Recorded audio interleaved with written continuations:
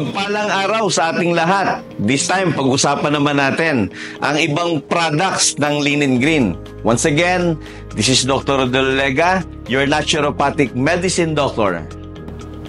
Ang guyabano, soursop or graviola sa ibang bansa with blackcurrant ay nagtataglay ng mataas na uri ng antioxidant upang labanan ng napakaraming sakit at karamdaman.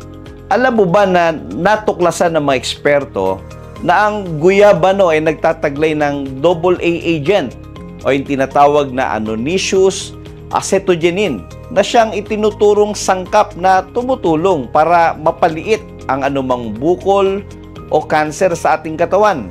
Ito ay tinaguriang 10,000 more powerful than chemotherapy.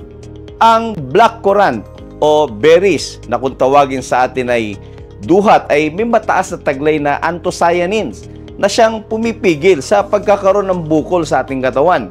At para naman sa mga hirap, matulog at tamad dalawin ng antok, laging puyat at tila tulog manok, naku, hindi po healthy yan. Napatunayan ng mga dalubhasa ng isa sa pangunahing dahilan ng sakit na depresyon, anxiety, and even mental retardation ay bunga ng kakulangan sa pagtulog.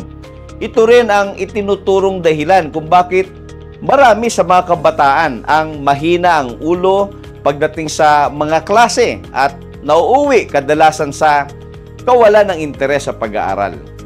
Pero ang pinaka-espesyal na sangkap nito ay ang tinatawag na lactum. Ang lactum ay mula sa putina ng gatas.